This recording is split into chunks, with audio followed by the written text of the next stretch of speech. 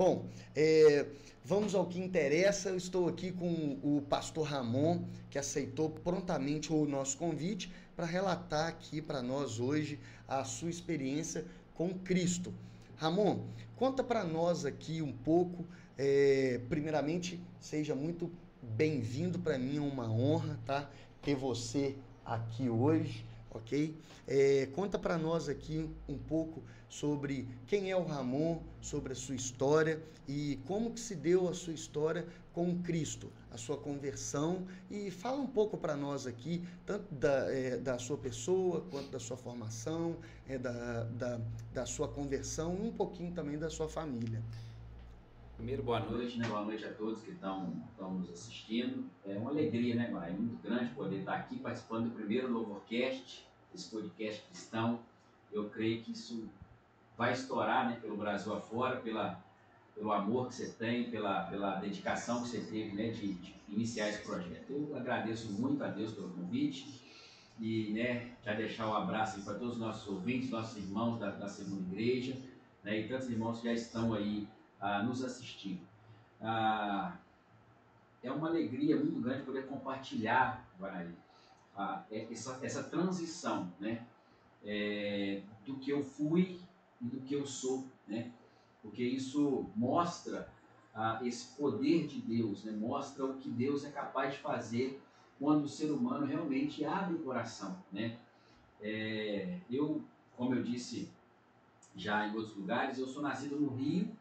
Porém, né, eu vim para Carangola com 2 anos de idade, minha família daqui, minha mãe, meus pais. Então você é carioca? Eu sou carioca, nasci em Campo Grande. Mas eu digo que eu nem me considero carioca porque eu vim para cá com 2 anos de idade, então, assim, às vezes eu até esqueço, né? Às vezes alguém me pergunta, às vezes se está com alguma coisa, eu falo, você mora onde? Carangola. Você nasceu aonde? Carangola. Aí eu falo, mas aqui o documento da Rio de Janeiro, eu nasci só nasci lá e vim para cá. Mas os seus pais são daqui? São carangolenses. Então, eu sou um carangolense nato, né? E a partir daí, a minha história começa, né, em Carangola, né? Todo mundo conhece minha família, né? Sou filho do João Mendonça, né, do som, da arte local. Sou filho da Inês, né, do INSS, era como meus pais eram conhecidos, Inês do INSS e João do som, né, João da arte local. Então, eu fui gerado nesse ambiente, né, de eventos, de som, de música. Então, desde muito novo, eu comecei a cuidar ali, trabalhar com meu pai, viajava, carregava, montava, desmontava e fui, então, aprendendo, né, uma profissão, né. Hoje a gente conhece um pouco de áudio, de luz e de toda essa estrutura, né, que gama uma produção de evento. Trabalhei muitos anos com meu pai. O lado bom foi que eu consegui adquirir uma profissão durante um tempo, eu pude tocar minha vida, mas por outro lado, a noite ela é muito perversa, né? Ela te conduz a muitos caminhos que, se você não estiver preparado, né, ela vai te levar a lugares que podem te trazer muitos problemas. E, na verdade, foi o que aconteceu em parte da minha vida, né? A gente trabalhando, você acaba conhecendo a bebida, você acaba conhecendo a droga, você acaba conhecendo a prostituição e tantas outras coisas que estão nos bastidores, né, de um evento, de todas essas coisas. Então, a sedução do mundo, ela é muito forte. Muito forte, muito forte. Então eu sempre trabalhei, sempre fui correto com as minhas coisas, mas quando você tem o primeiro contato, né, com essas coisas e não cuida, né, para que aquilo pare, cesse, você saia, você acaba entrando mais profundamente naquilo. E foi o que aconteceu comigo, né? Eu conheci a bebida, daqui a pouco conheci o cigarro, a maconha, a cocaína, e aí a coisa foi tomando uma proporção, né? Então, mesmo a gente trabalhando, tendo os compromissos da gente, fora do serviço, era aquela doideirada, né? Então eu sempre fui conhecido da cidade como DJ Ramon, trabalhei muitos anos como DJ. Né? Isso com quantos anos ali você tinha na juventude ali? Já estava na faixa dos seus 14, 15 anos. Eu, com 12 anos de idade, eu já tinha tomado o meu primeiro porre. Com 12 anos de idade, né? Então nós estamos falando isso numa época que não era como a de hoje, né? E engraçado, nessa época a gente tem uma diferença aí mais ou menos de 1 ano de idade, um do outro, aproximadamente, mas eu não lembro muito de você nessa época, na nossa época de de adolescência. Interessante isso. Eu já viajava, meu pai precisou, né, de me emancipar. Uhum. Até porque comecei a ter problema na estrada. Né? Eu era menor de idade, né? Meu pai não viajava. Então eu fui emancipado. Então, já assumindo responsabilidades com a empresa. E o som, a empresa que o João Mendonça tinha, era uma empresa muito grande, muita qualidade, e fazia festas em toda a região. Toda a região. Num raio aí de mais de 300 quilômetros. Ia para longe. Para longe. Rodava o Espírito Santo, o estado do Rio, alguma coisinha perto de São Paulo, Bahia. E você ia em todas. Ia junto. Estamos juntos. Porque o meu pai, na época, ele cuidava de toda a administração de fechamento do evento, do fechamento do som, da venda de shows, né? Ele, a minha mãe, né? Acabava que movimentava a família toda. Era a parte de produção. E eu acabei indo para a estrada. Então, no início eu comecei trabalhando e depois eu acabei cuidando dessa logística, né? De equipe, de montagem, de desmontagem, de chegar no local com antecedência, fazer toda a visita técnica, né? Eu e o meu querido amigo Wander. Então, a gente fazia toda essa visita técnica, olhava, montava, desmontava, fazia o evento. Então, meu pai ficava no escritório e a gente na estrada. Foi assim durante muitos anos, né? Mais de 10 anos. Foi assim. Paralelamente eu fazia, né? Eventos como DJ, fazia casamento, fazia aniversário de 15 anos, né? Então a gente sempre envolvido nisso, né? Então, só que num momento da vida, você acaba tomando decisões, como eu tomei, que me levaram a caminhos que foram danosos para a minha vida, né? Foram complicados, como eu falei, com 12 anos eu já tinha tomado o primeiro porre, aí é um cigarro que você fuma, aí é uma maconha que você usa, aí da maconha eu conheci a cocaína, né?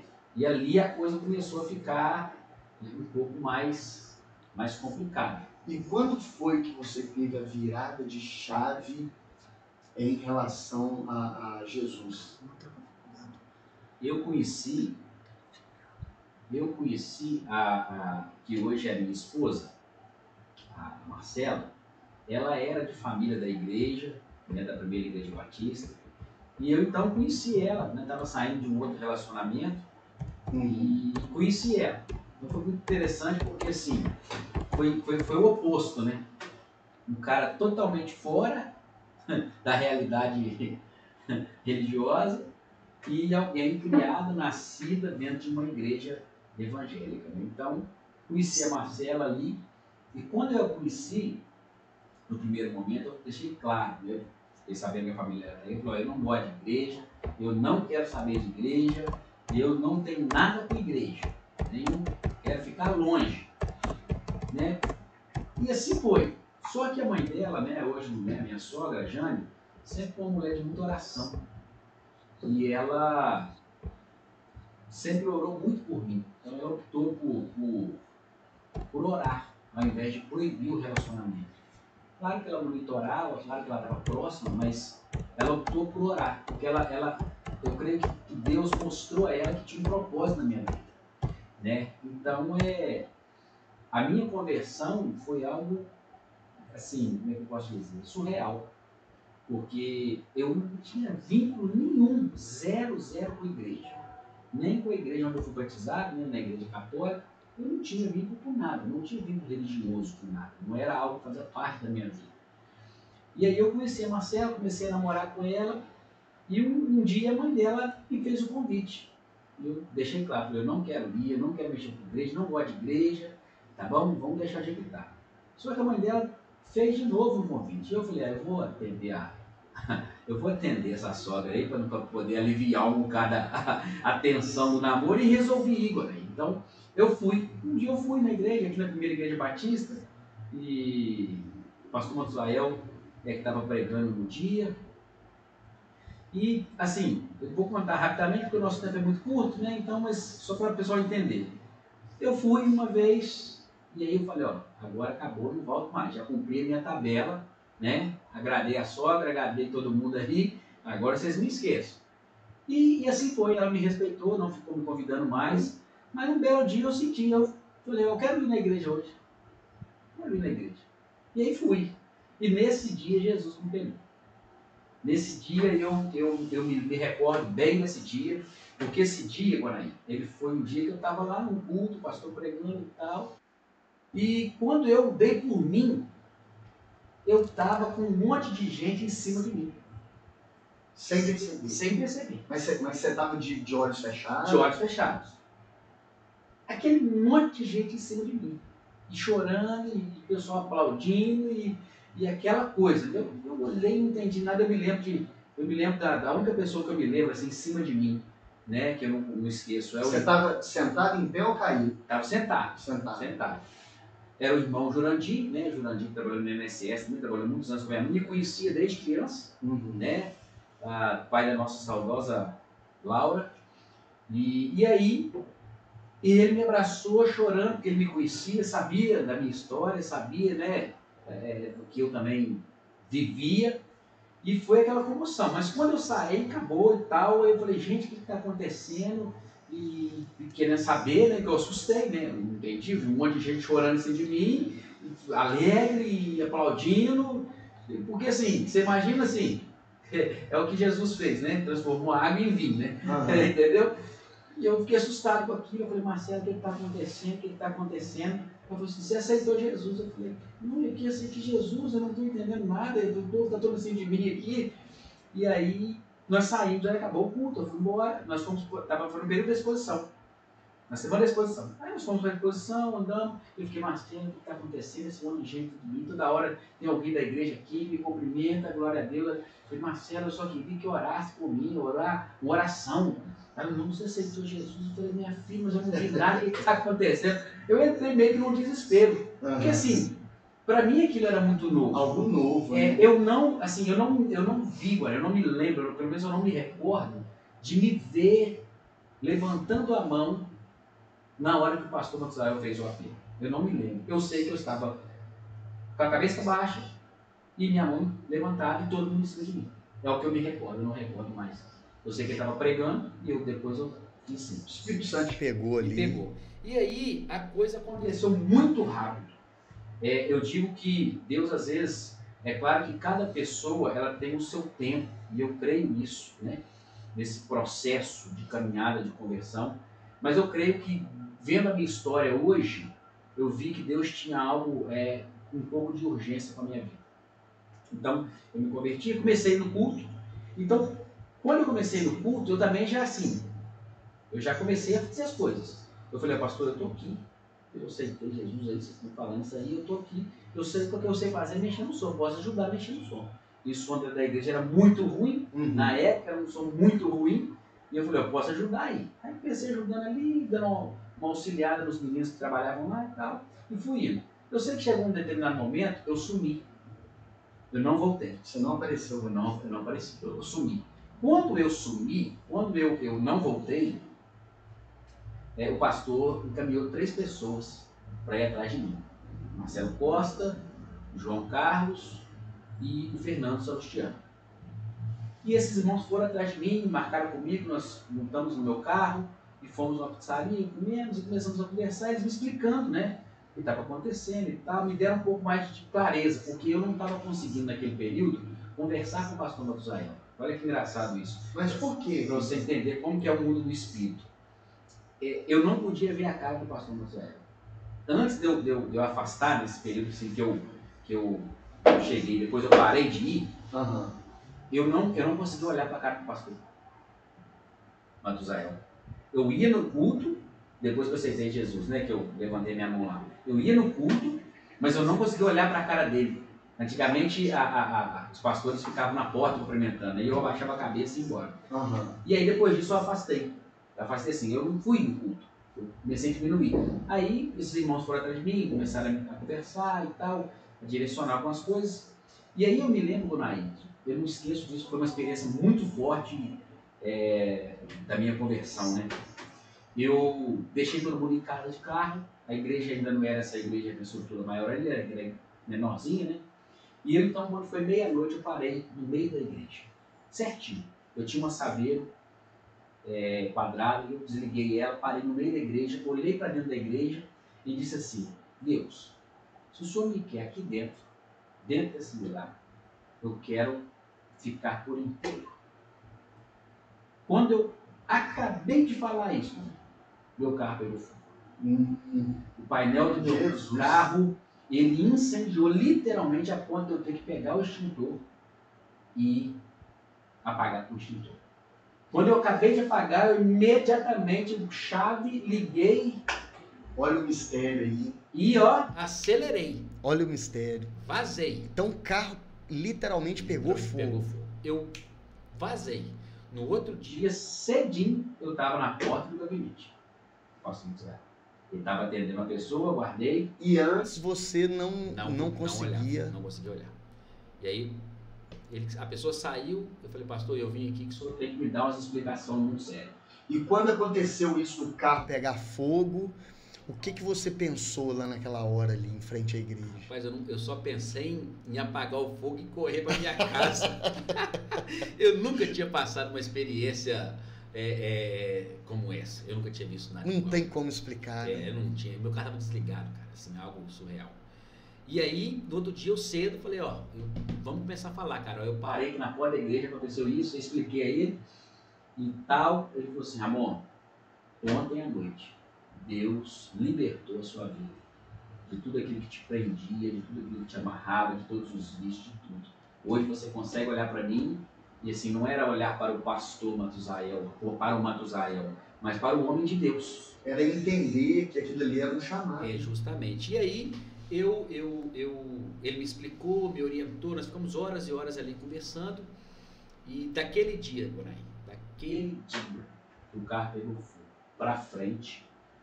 Vai fazer 19 anos que eu estou lá na igreja, eu nunca me desviei, e naquele dia, da meia-noite para frente, eu nunca mais coloquei um cigarro, uma bebida, uma droga, nada na boca. Então, assim, a minha conversão, ela foi, como eu falei, ela foi muito rápida.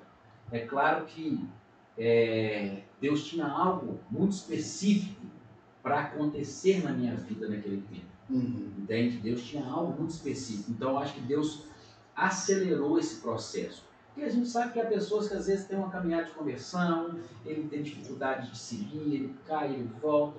Mas o meu foi muito instantâneo. Eu larguei os vícios, eu larguei a droga, eu larguei tudo. Foi uma virada de chave de um dia para o outro. Isso aí. Né? Assim como eu desliguei o meu carro, aquilo também foi. E eu liguei o carro, foi como se tivesse virado essa chave dentro de mim. Mistério. E aí depois eu já entrei ajudando na igreja, trabalhando, porque eu acho que quando eu fiz aquele pedido, eu falei, Senhor, eu quero estar aqui. Se era me dar aqui, eu quero estar aqui por inteiro. Eu não queria estar em partes. Eu não queria estar porque a menina que eu namorava estava ali, eu queria estar por inteiro. Então, eu entrei mesmo para valer. E uma coisa interessante que quando a gente entende esse chamado, parece não, o amor que Cristo embute dentro do nosso coração, ele transborda.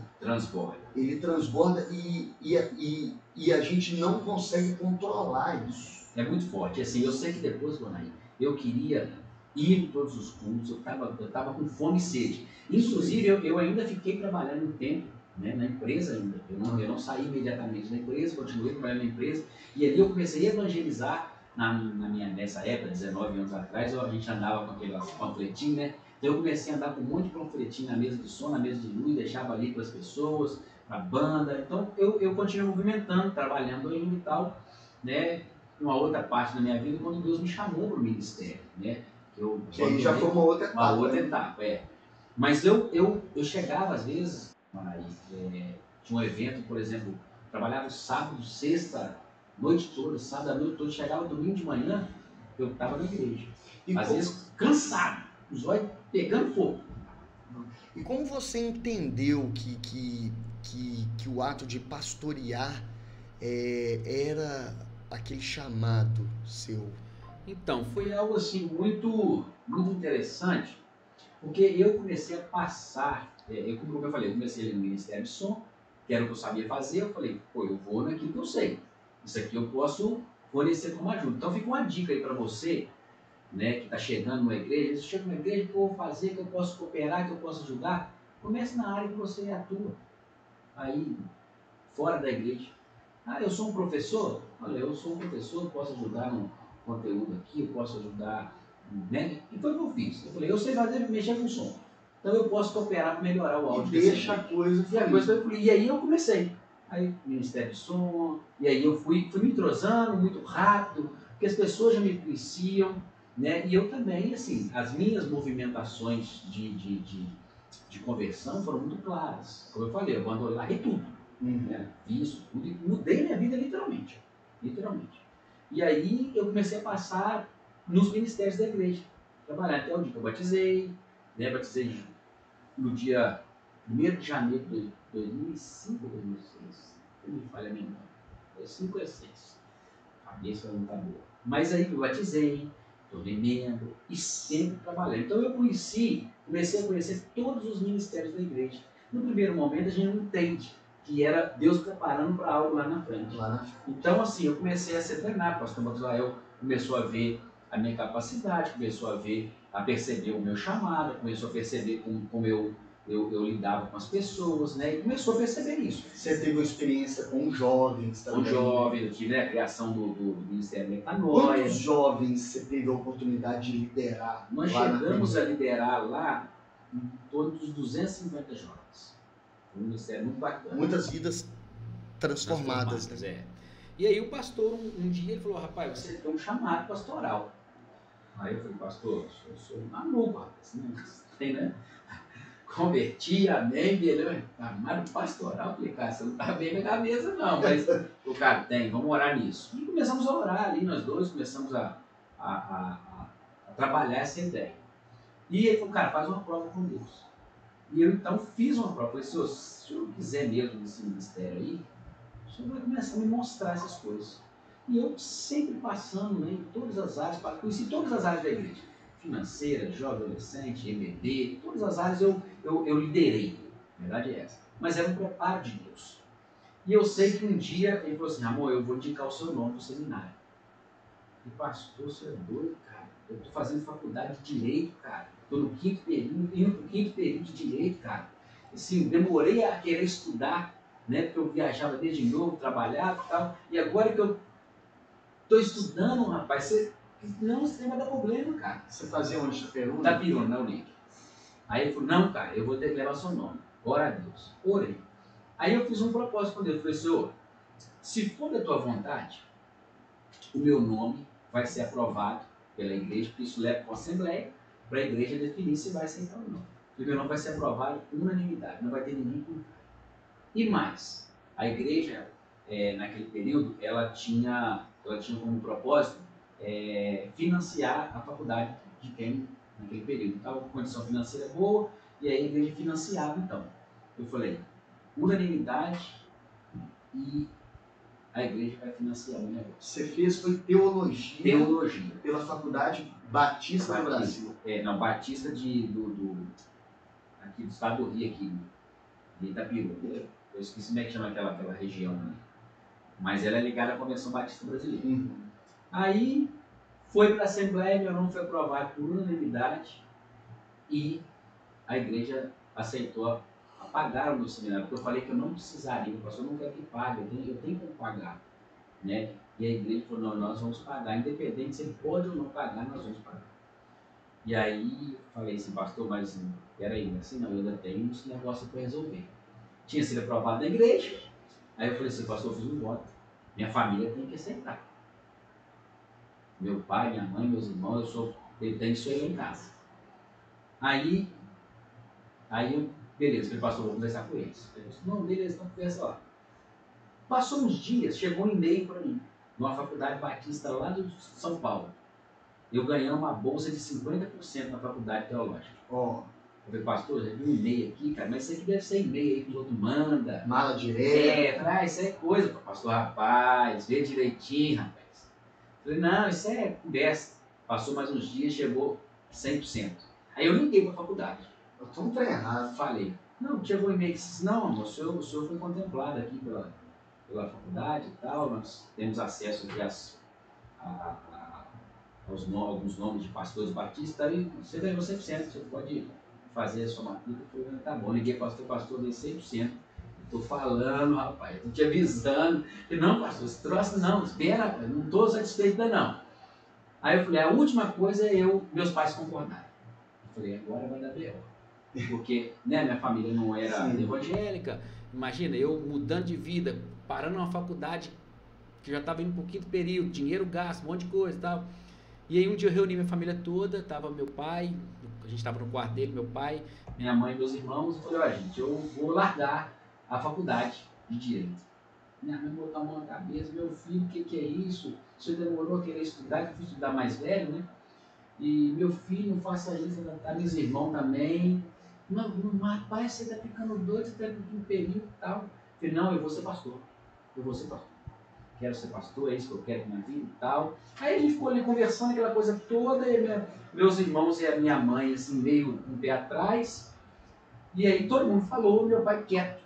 Meu pai ficou quieto o tempo todo. Só observando. Só observando. No final, todo mundo falou, eu falei, não, eu quero, Deus falou comigo e tal. E eu acho que eles acharam que eu estava naquela euforia, né, de tá indo para a igreja nova, tá conhecendo as coisas novas. Meu pai virou e falou assim, agora eu vou falar.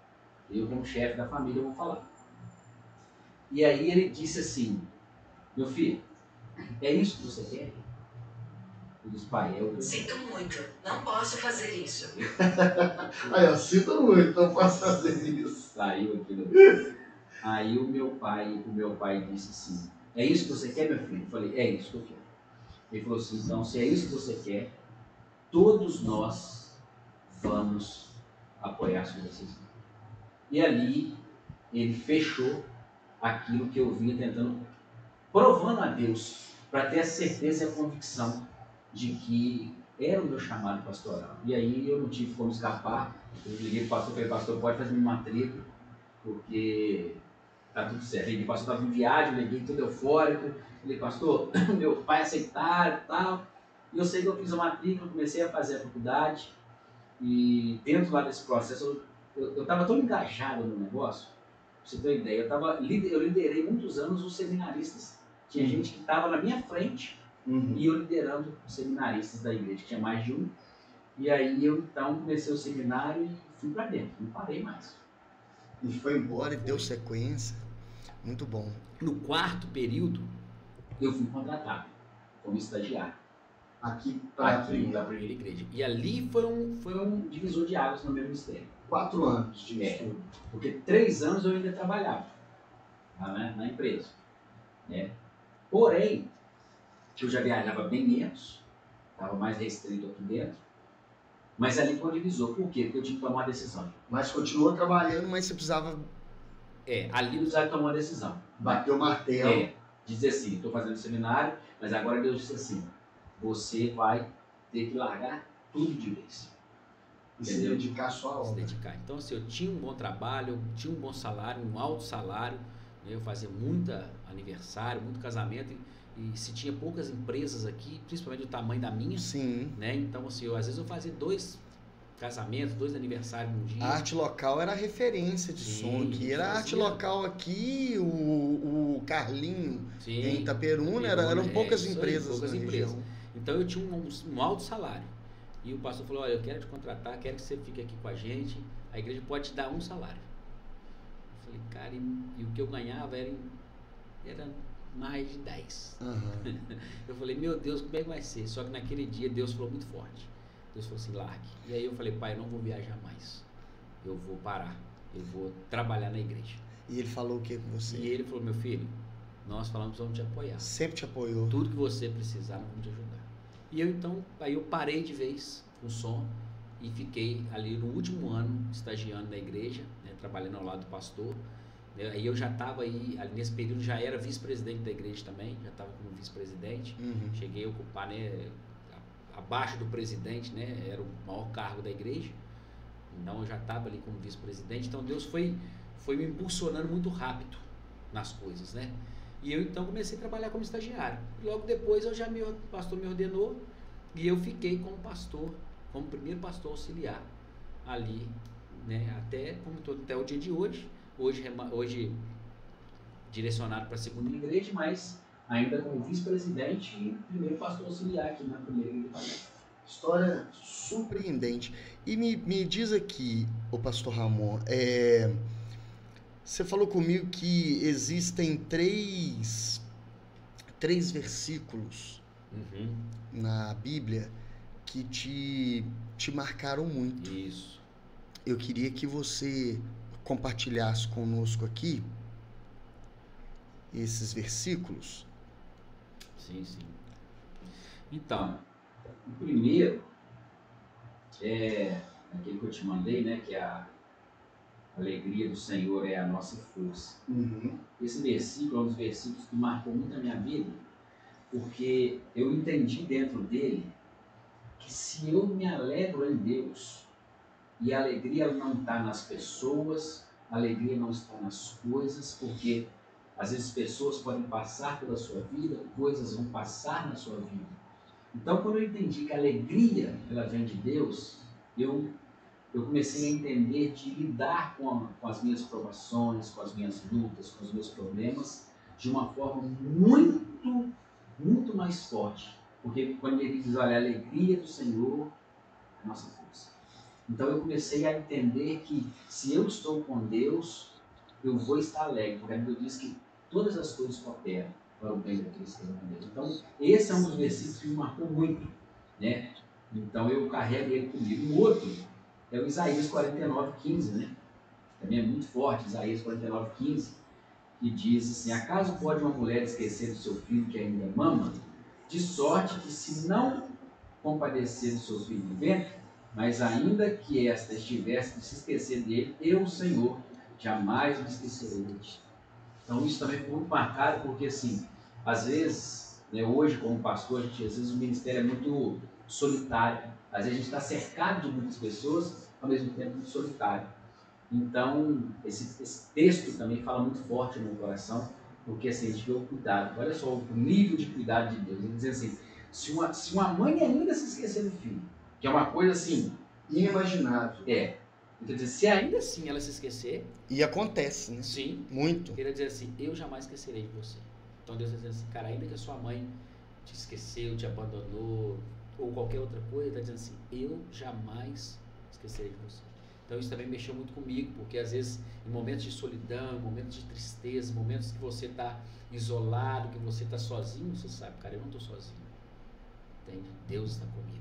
Então também é um versículo que marcou muito. E um versículo chave, né, da Bíblia, João 3,16. Que Deus amou o mundo de tal maneira que deu o seu Filho unigênito para todo aquele que nele crê não pereça, mas tenha vida eterna. Então assim, conhecer Jesus, meu querido, você que está nos ouvindo, é o caminho para uma mudança de vida. Com certeza. E esses 3 versículos, esse primeiro aí que você falou, que ele fala sobre a alegria, né? Você vê, é um versículo pequenininho e ele remete muito à obediência, né? Também. Sim. Porque quanto mais obediente eu sou, mais ele se alegra também. Sim. Né? A Bíblia vai falar, né? É melhor obedecer do que sacrificar. Sacrificar. Entendeu? Às vezes não é que o sacrifício não tem valor. O sacrifício tem valor. Mas a obediência, ela depende de um plus a mais. Às vezes eu posso dizer para você assim, Guanaí, você precisa sacrificar, cara. Fica sem tomar uma Coca-Cola, ou fica sem comer um chocolate, ou alguma coisa nesse sentido, né? Costume fazer uns propósitos, bora assim. Mas fala assim, Guaraí, você precisa de obedecer. Deus falou, mas eu não estou vendo, né? Obedeça.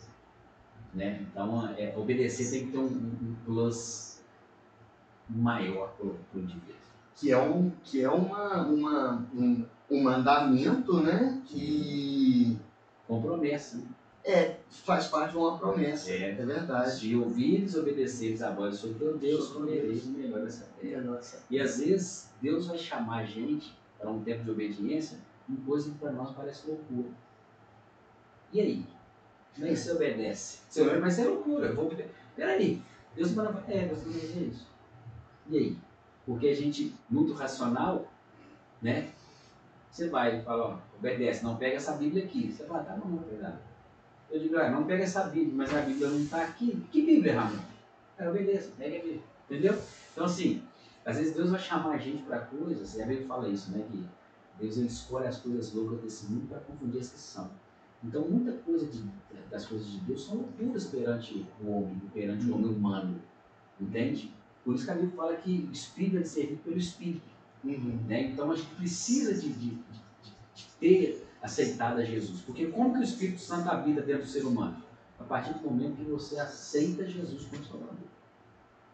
Entende? Aí você tem, por meio de Jesus, você passa a ser filho de Deus por meio da adoção de Jesus Cristo. Aceita de todo o coração. De todo o coração. Porque há uma diferença entre criatura e filho. Todos somos criaturas. Por quê? Porque todos nós fomos feitos por Deus. Além de Gênesis, né? Pegou da terra, soprou nas narinas. Bom, todo mundo é criatura, mas nem todo mundo é filho. Porque para ser filho, eu tenho que aceitar Jesus como meu Salvador. A partir do momento que eu tomo a decisão de entregar a minha vida a Cristo, o Espírito Santo, ele habita em mim. Então, quando o Espírito Santo habita em mim, eu consigo discernir as coisas do mundo do Espírito. Eu faço uma aliança com ele, justamente, um pacto. E aí você consegue entender as coisas do Espírito. Aí você consegue entender a Bíblia. A Bíblia não é só, você não vai entender ela só como um livro de história comum ou com outras coisas. É por isso que quando a gente lê um trecho da Bíblia, o mesmo trecho várias vezes, em cada situação a gente tem um esclarecimento. Porque Deus vai te dar o discernimento do Espírito, Discernimento daquilo que Ele está falando com você naquele texto. Por isso que não adianta, a gente tem muita gente que conhece a Bíblia, mas não consegue discernir o que Deus está falando dela. Entende? Por quê? Porque ele é um livro que precisa do Espírito de Deus dentro da sua vida para discernir. Entende? Porque senão passa batido. Justamente. Fica sem sentido. Por isso que João 3,16 me marca. Por quê? Porque Deus deu seu Filho unigênito. Para quê? Para que a gente tivesse esse Espírito Santo dentro de nós. E a partir disso discernir o que ele vai falar com a gente. E o Espírito Santo, mesmo eu sendo batizado, você e etc., em algum momento ele se afasta de nós. Você sabe por que eu estou te perguntando isso? É porque existe também, e eu queria ouvir a sua opinião de como que a gente faz para que nós possamos, assim, a cada dia estarmos mais próximos do Espírito Santo. Porque, por exemplo, eu em algumas orações, eu até peço a Deus, Senhor, Deus, Cristo, não afaste o seu Espírito de mim. O que nos afasta do Espírito e se em algum momento e em quais momentos o Espírito Santo ele se afasta de nós? Então, a única coisa que pode nos afastar de Deus, né? E aí nós estamos falando aqui de Deus, de Jesus, do Espírito Santo, é o pecado. Então o pecado ele vai dizer que ele faz separação entre nós e o nosso Deus. Tá? Há uma discussão teológica muito grande entre, essa discussão ela é longa, né? Mas eu só vou dar uma passada rápida, que assim, alguns teólogos vão acreditar que o Espírito Santo sai da pessoa e outros vão entender que não sai. A Bíblia vai dizer, ela dá uma orientação para nós não entristecermos o Espírito. E em outra parte dizer para não apagueis o Espírito. Então o que entristece ou o que apaga a manifestação do Espírito na nossa vida? Pecado. É isso que a pessoa tem que saber isso. Que o pecado, ele afasta a presença, afasta no sentido assim, o Espírito deixa de atuar na nossa vida. Entende? Por quê? Porque a Bíblia vai dizer que não tem como ocupar trevas e luz no mesmo tempo. Por isso que eu oriento na igreja, mas sempre, né, você está lá comigo, você sempre me vem falando, irmãos, vivam uma vida de arrependimento e de confissão. Arrependimento e confissão. Por que eu oriento sempre isso na igreja? Porque, cara, às vezes o pecado está se tornando tão comum na vida do ser humano que a gente faz muitas coisas que a gente nem sequer se toca que é pecado. E às vezes aquele pecado está abrindo uma brecha no mundo do Espírito para que o diabo e as suas hostes possam tirar toda a nossa nutrição do Espírito. Abre uma legalidade. É uma legalidade no mundo do Espírito. Por isso que, como eu falei, essa discussão teológica, né, de se o Espírito deixa de habitar a pessoa ou não deixa, é uma discussão longa. Mas o que a pessoa tem que entender é, eu preciso viver uma vida de santidade. Porque a Bíblia diz assim, sem santificação, ninguém verá Deus. Então eu preciso de andar em santidade. Deus vai dizer, sede santo, porque eu sou santo. Então, a gente precisa de caminhar numa vida de santidade. Por quê? Porque santidade é o alimento para uma vida próxima com Deus. Entende? Pecado é o alimento para uma vida próxima com o diabo. Entende? Aí aquele tem um ditado, né? Qual cachorro você vai alimentar mais, é o que vai prevalecer. Então, assim, se você alimentar o espírito, a Bíblia vai dizer que nós vamos gerar frutos do espírito. Frutos do espírito, está lá em Gálatas. Se a gente alimentar o pecado, nós vamos gerar os frutos do pecado. Entende? Então é assim, aonde eu vou caminhar? E hoje em dia nós estamos vivendo aquela época do pecadinho e pecadão. E aí é que entra a armadilha, né? Toda aquela armadilha que ele... Isso é um outro problema. Assim, a gente tem... As pessoas têm essa ideia de pecadinho e pecadão. Por quê? Eu creio que até por conta da questão do nosso sistema judiciário. Né? Se o cara roubou esse copo, é tantos anos de cadeia, se ele matou, é tantos anos, dependendo do crime, né, da situação. Só que para Deus não foi isso. Para Deus é assim, se você matou alguém, ou se você falou uma mentira, é pecado. Não existe pecadinho e pecadão. Essa estrutura de pecadinho e pecadão, ela é humana. Né? Eu só falei uma mentirinha, pastor. Irmão, a Bíblia diz que os mentirosos não vão para o céu. Assim como os assassinos não vão para o céu. Entende? Então, muitos dizem, mas a mentirinha... Não, o mentiroso não vai para o céu. Assim como o assassino lá e tantas outras coisas, tantos outros pecados que não vão deixar as pessoas para o céu. Então, para Deus não tem isso. Pecadinho e pecadão. Tem pecado. E a Bíblia, ela mostra claro que como a gente deve proceder. Irmãos, a Bíblia diz que a gente tem que fugir do pecado. Tem que fugir do pecado, da aparência do mal. Entende? Então, as pessoas precisam de entender que aquilo que planta, colhe. Tá? Deus tem poder para perdoar? Tem. Mas toda a consequência você vai ter que assumir ela. Tem uma outra parte que as pessoas também acham assim, não, mas Deus me perdoou, pastor, pedi perdão. Amém, Ele vai te perdoar. Mas a conta vai chegar. A conta vai chegar. E chega mesmo. E chega pesado. Posso falar isso, né? Eu já atendo muitas pessoas, sou psicanalista clínico. Você hoje tem esse trabalho, você faz esse trabalho social em Carangola hoje de atendimento ao público, tanto para os nossos irmãos lá da igreja, quanto para o público externo. Fala para nós aqui como que é realizar esse trabalho hoje e se existe algum projeto paralelo a esse trabalho de atendimento hoje. Então, esse trabalho surgiu assim, eu fiz muitos cursos, né, de aconselhamento pastoral, aconselhamento familiar, então foi uma área que o pastor Manuel me ajudou e me treinou muito, disse, cara, não preciso que você aprenda isso aqui é algo que você também tem destreza para fazer. Então eu comecei a aprender com ele, só que aí eu comecei a fazer curso, tal, comecei a me aperfeiçoar, e um belo dia eu entendi que eu precisava de fazer alguma coisa que me ajudasse também nessa área humana também, né? Vamos dizer assim.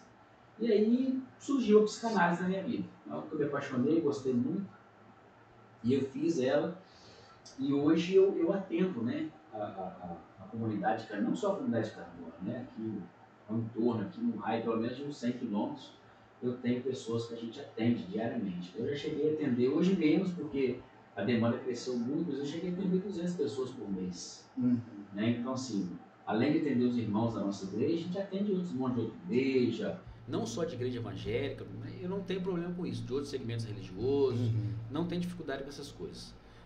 A ideia desse projeto de atendimento é poder ajudar o ser humano. Né? E isso tudo é gratuito? Gratuito. Eu atendo lá na igreja, a gente tem a sala, tem tudo preparadinho, né? Então, já tem alguns anos, né?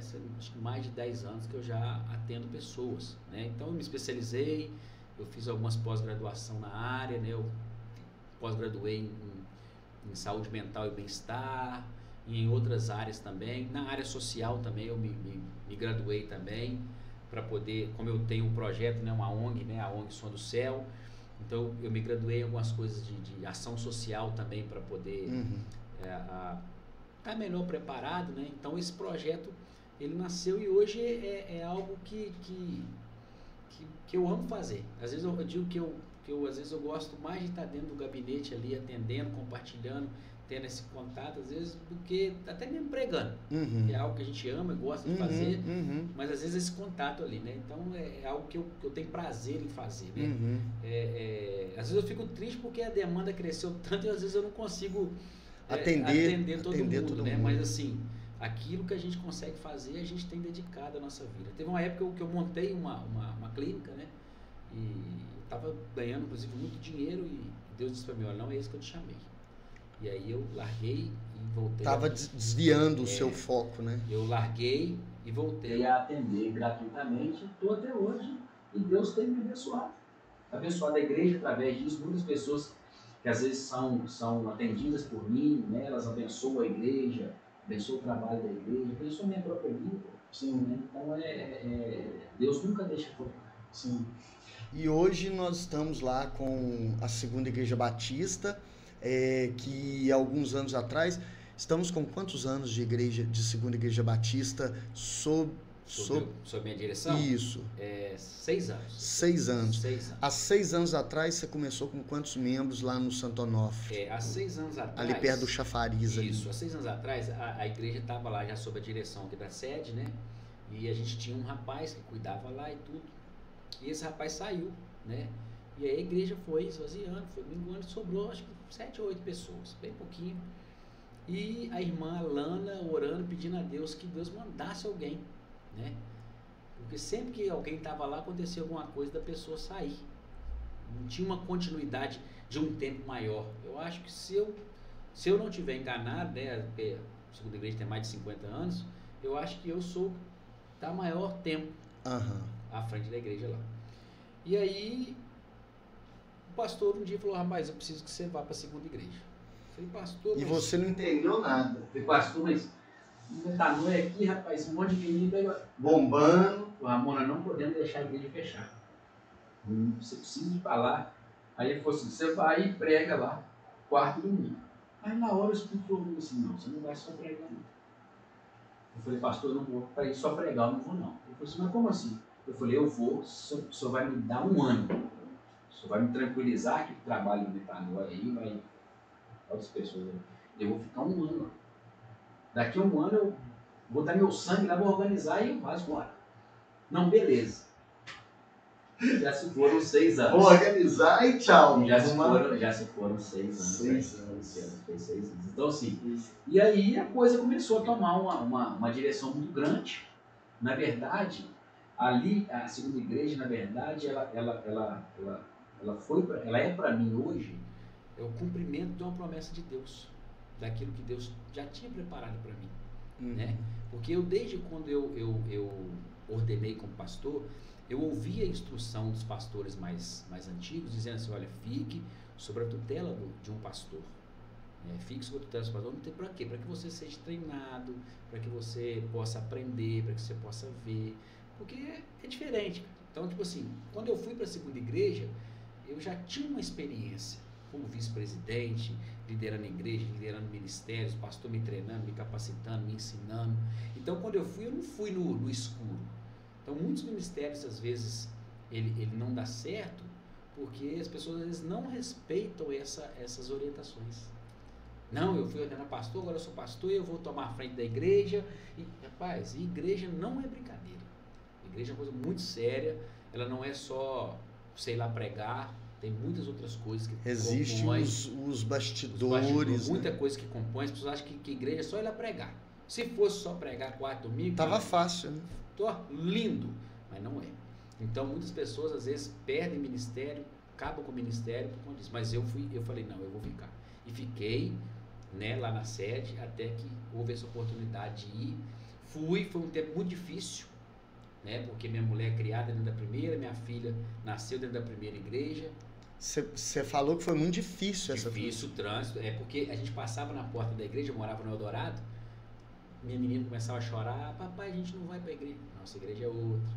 Eu agradeço, né, aos meus amigos, né, o Duan, na época o Duan, o Clebinho, o Rafael, o Thiago, eles trabalhavam comigo no Metanoia, mas eram meus amigos pessoais, né, pessoas que assim, a gente tinha uma amizade fora igreja, assim, né, pessoas que frequentavam a minha casa. E eles disseram, nós vamos com você. Vamos ficar lá com você. Não. Então isso... Para te apoiar. E eu era o único que tinha filho na época, eles não tinham filho ainda. Então eles ajudaram nessa consolidação da minha família lá, né, de passar por mais. E aí a coisa foi acontecendo. Deus direcionando, mudando de lugar, foi um tempo também assim, de um destravar para a igreja, e a coisa foi crescendo e hoje nós estamos aí, né, num novo espaço, crescendo, Deus ampliando. Então eu vi que Deus está, como a Bíblia fala, né, aquele que completou a boa obra ainda está. Então eu vejo que ele está completando essa boa obra, entende? Então ele está levando pessoas, está usando o nosso ministério, está usando aquela igreja para completar. Agora, uma coisa bacana foi que depois de alguns anos eu fui descobrir que o pai da minha sogra, o senhor Agib Salomão, ele ficou um tempo à frente da segunda igreja. E hoje você. E hoje eu. Tá. Então, assim, como é que Deus vai preparando a coisa, né? Então, Deus hoje a gente está à frente lá, num desafio novo, né? Num espaço novo, e a igreja crescendo, as coisas acontecendo, né? E estamos andando de acordo com a direção de Deus. Exatamente. E eu quero estender o convite também, né, para todo mundo que tiver a oportunidade de assistir essa transmissão, né, de nos fazer uma visita lá na Segunda Igreja Batista, em Carangola, assistir uma pregação, assistir os nossos cultos e também nos ajudar lá na Segunda Igreja, né? Se Deus tocar no seu coração, se Jesus tocar no seu coração, a igreja, como o nosso pastor está dizendo aqui, ela não só realiza aquilo que tem que realizar, né? Que são as pregações, que são os projetos, mas a gente também nós fazemos muitos trabalhos sociais lá, né? Ajudando o próximo.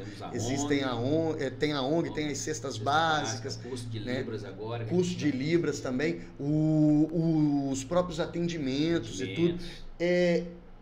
Eu queria que fosse colocado o Pix da igreja na nossa tela aí, né, para quem tiver interesse em fazer alguma doação, alguma oferta, né, para a obra do nosso Senhor Jesus também, né, se Jesus tocar no seu coração aí, eu deixo aí o Pix aí, né, para ofertas, para as doações, lembrando sempre que essas ofertas e essas doações são para a obra do Senhor, né, e estendo esse convite aí para que nos façam uma visita.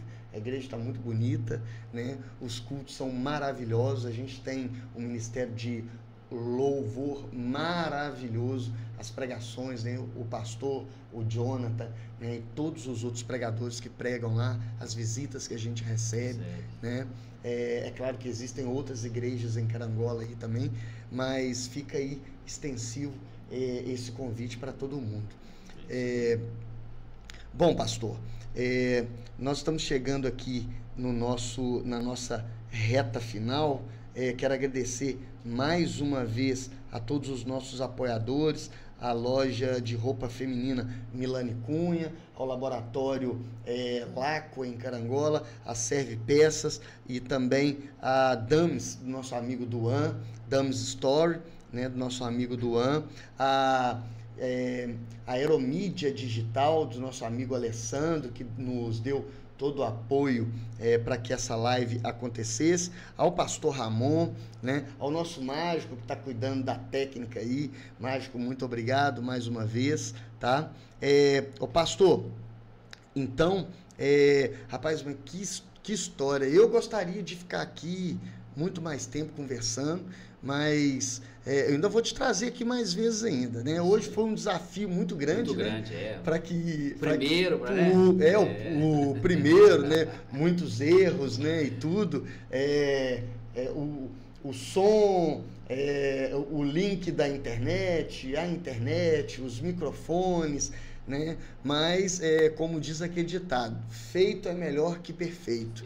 E nós temos aqui a nosso favor aquele o Rei dos Reis, que é Jesus, que não nos deixa falhar em hora nenhuma, né? Isso aí. Pastor, tem mais alguma coisa que você queira acrescentar, que você queira falar? Eu queria só agradecer aqui a você, Guanaí, né, que está com a gente lá, caminha com a gente, é uma alegria ter você. Eu quero daqui a pouco orar, abençoar, né, esse trabalho. Eu sei que muitas pessoas bênção virão aqui. Quero sim voltar numa outra oportunidade, contar um pouco mais. A gente falou resumidamente, né? Sim. Porque o tempo nosso é curto, mas é uma alegria muito grande poder participar desse primeiro podcast. Eu creio que Deus vai abençoar ele de forma tremenda. Amém. Amém. A você que nos assistiu, que vai nos assistir, né? Se você não conhece a nossa igreja, como o Guanaí falou, nós externamos aqui um convite a você, Segunda Igreja Batista, lá na antiga Casa Amarela. Então nós estamos ali fazendo um trabalho, né? E você pode ir lá nos fazer uma visita, conhecer o trabalho. Então, só não deixe de ficar longe de Deus. Às vezes você não vai se encaixar na segunda igreja, mas você pode se encaixar nos irmãos da Assembleia, nos irmãos da Metodista, nos irmãos Batista, nos irmãos presbiterianos. Temos muitos. O importante É que você entenda de tudo isso aqui, um pouquinho que você viu da minha história, Deus pode transformar a vida do ser humano. É isso aí. Então, Deus pode pegar você que às vezes está aí nos assistindo, que acha que não é nada, que acha que não tem valor, que acha que não pode mais nada. Deus pode transformar você em algo com valor. Uma pedra que precisa ser lapidada na mão de Deus. Assim foi a minha vida. Eu era uma pedra bruta, mas que na mão de Deus virei uma grande joia. Então eu creio que esse trabalho que Deus teve ao longo da minha vida e ainda terá, né? Porque a ideia é que a gente caminhe sempre para melhorar, vai continuar acontecendo. Então, se Deus mudou a minha história, Ele pode mudar a sua também. É isso aí, com certeza. E para mim é uma honra te receber aqui, entendeu? Seja muito bem-vindo a qualquer outro momento, tá? O espaço aqui está à disposição. Tá, eu sou muito feliz lá na segunda igreja, tenho muito orgulho de ser pastoreado por você, tá? Te acho uma pessoa incrível, tá? Oro muito, tanto pela sua pessoa, pela sua família, pelos nossos irmãos também, e tenho certeza que nós ainda vamos caminhar muitos juntos ainda, Amém. né? E vamos ter a oportunidade de levar aí o nome de Cristo e essa mensagem aí para muitas pessoas. Amém. Ô pastor, eu gostaria de uma oração para nós orar aqui, para a gente ter a oportunidade, né, de inclusive essa oração alcançar aí Alcançar as a vidas. internet. Senhor, Pai, nós agradecemos por essa noite, por esse momento. Agradecemos, Pai, pelo start que está sendo dado aqui nessa noite, nesse podcast, no Louvorcast. Pai, Deus abençoe, Pai, a vida do Guanaí, que está à frente. Dê a ele todas as direções, mostra a ele, Pai, como deve funcionar os planejamentos. Pai, traga pessoas aqui, ó Pai, que serão bênção neste lugar. Pai, abençoa os nossos ouvintes, nossos irmãos, as nossas famílias, ó Pai. Ó Deus, e nós decretamos a vitória do Senhor sobre o Louvor Podcast. Nós decretamos a bênção do Senhor sobre esse podcast e que esse podcast alcance vidas e vidas por onde ele for assistido. Hoje, Pai, é o start de uma grande promessa do Senhor na vida do irmão Guanaí e que ele seja abençoado em nome de Jesus. Amém. Amém. Muito obrigado. E é isso aí. Até a próxima. Até aqui nos ajudou o Senhor. É isso aí. Amém. Amém. Que Que Deus Jesus abençoe vocês. Amém.